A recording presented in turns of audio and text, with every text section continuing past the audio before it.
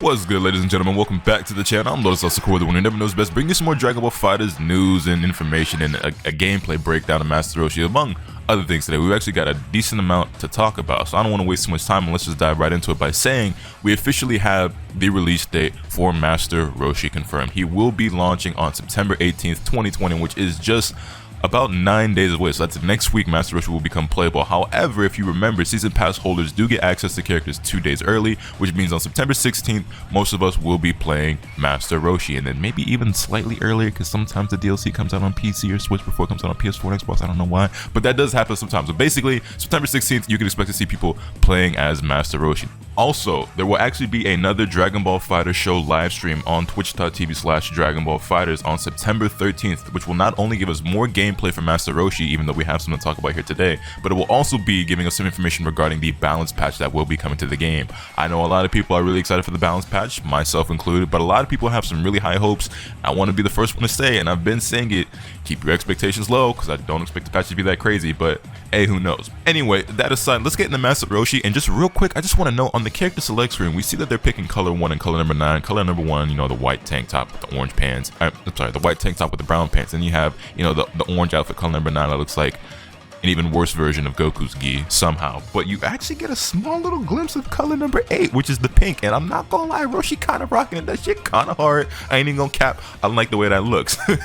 Speaking of liking the way that looks, his intro, they didn't have to go that hard for his intro. I've said it before, and I've talked about this with Dr. Doya, but intros that show your teammates in the background are always the illest. So like Android 17, Janemba, oh, especially Janemba. Yeah, that one's sick. Like when you get to see your teammates just squatted up behind you, just like, yeah, I wish a nigga would. That's always my favorite shit. That's always my favorite shit.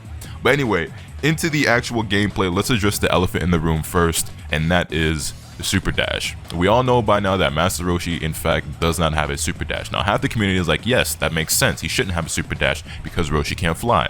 A lot of the lore monsters out there really cared a lot about that. Personally, I didn't give a shit, but the other half of the community, myself included, is like, super dash is kind of like one of the most important mechanics in this game. How's this character going to function without it? Because the last time they gave a character a unique function that every other character but them has was Videl, where everybody else can reflect except she gets a spot dodge. And wouldn't you know it, Videl's considered the worst character in the game by a lot of people, myself included, largely because she doesn't have a reflect. So I'm still skeptical about it, but it does seem like he has some tools, because despite not having a super dash, Roshi actually seems pretty mobile. He has this jump that's invulnerable to ki blast, and it looks like from the jump you can also cancel it into this reverse Kame, which is going to function as a super dash. We can see that super dash, or that reverse Kamehameha, take place when he gets a Dragon Rush and he sends his opponent flying upward. He reverse Kamehameha to go flying after them.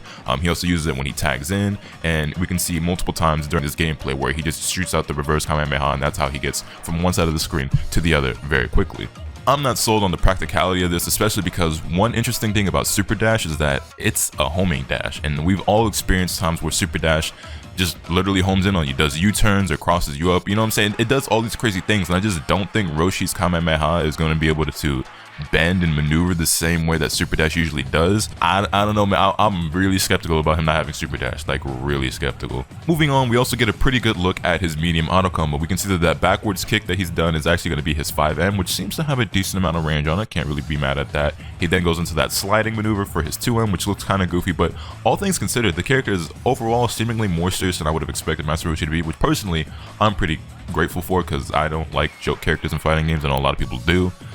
I'm not a fan. But anyway, yeah, he then goes into another special move, into the Mafuba, which surprisingly is his level 1, which begs the question, okay, the Mafuba, it kind of like tags your opponent out, it like seals them up and they get force switched out into another character. So I'm wondering a couple of things. Number one, what does the Mafuba do if you're the last character, right? If you get hit by Mafuba and you're the last character, what happens? Like, I guess maybe nothing, or does it take away blue light? I'm not really sure. I have no idea how they're going to work that. And also, since this is level 1 super from his auto combo, is that going to be his DHC? Now here's the thing, he actually has 2 supers, but we only get to see the Mafuba, and I would assume that they're going to use the other super, which is more of like a flurry, like a rushdown attack, where he bulks up.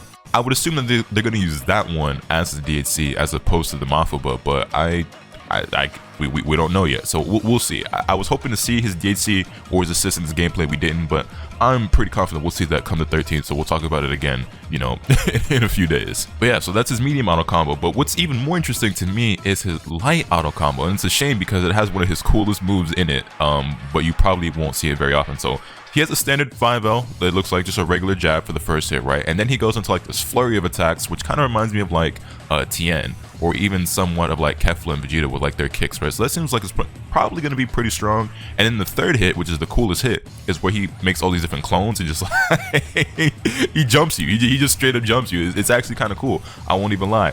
But it's probably not going to get a lot of practical use at intermediate or above level of play because it's the third hit of the auto combo. And there's some scenarios where you are going to see it, I assume, because like auto combos do come into play, but you probably won't see it that often, which is a shame because this is honestly one of the coolest things that I saw in the trailer, in my opinion. So the fact that you probably won't use it that much is a little disappointing, I won't lie. Oh, and another thing I noticed that I really want to take note of because it could be really good or it might not be nearly as good, but he has this ki blast that he did while falling down that looks a lot like base Vegeta. And I don't know if you guys know how good base Vegeta's ki blasts are, but base Vegeta's ki blasts are pretty damn good. And I hadn't really considered it. I mean, I guess Master Roshi can do ki blasts, and I didn't really think about what he would have as his ki blast, but this ki blast in particular, potentially pretty strong. I don't know, but we'll see. Anyway, speaking of moves that look like somebody else's, he also has this special move where he throws a ki blast upwards that really looks a lot like Kefla's 236M, I want to say it is, where she throws like that green ki blast.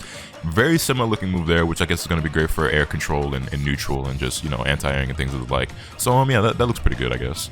And then we also have one more move that reminds me of another character. Now, do y'all see this? Did he just flip? He just flipped. No. Oh, all right. Listen. So what we not gonna do is give you Trunks' Cyclone flip. What that? Like I said, this character has a lot of options that keep him pretty mobile despite not having super dash. Now I don't know, this flip, it only happened once, it was so quick. I don't know what utility it's gonna have. I don't know if it's a special one that he's gonna be able to use for mix-up like Trunks does, where he has an EX version that you can control and see or something of the like. If you're gonna be able to hold it down and do it multiple times, if it's invulnerable to anything, there's no way to tell until we see more of the character or get to play him for ourselves. But I saw that and I immediately, my eyes got real wide. I was like, I know I did not just see him do a flip like Trunks. I don't know what that, it could be something, it could be nothing, but I'm gonna be real upset if he has a flip that's cooler or better than Trunks' flip. That's all I know. I don't know how it would be better, but if it is, I'm swinging. I'm actually swinging. But anyway, there's a cool little unique touch Master Roshi actually has where when he gets battle damage enough, he actually loses his sunglasses, which I think the sunglasses are a nice look on him, so I would prefer if he kept them on, but it is cool that he loses them. It's pretty interesting that they went so far as to remove Master Roshi's glasses, because I don't think there's any other character in the game that has something like that, where, you know, they lose an accessory or a piece of their clothing like that. So pretty nice touch. And I think other than his supers, that's, oh wait, no, there's one more thing, right? The evil containment wave. So originally when I saw this in the gameplay, I thought this was a level 1 super, but then I looked close, I was like, oh, he didn't spend any meters, so this is just a special move. Now I'm not sure what all properties it's gonna have, but it definitely looks more like an anti-air move as it's, or maybe it tracks or homes or something. I don't know. Because you see Goku jump in on Roshi and then Roshi does it. I don't know if it's always going to be angled upward or if it just goes to where the opponent is. That'll be pretty interesting to see, actually. I'm not sure.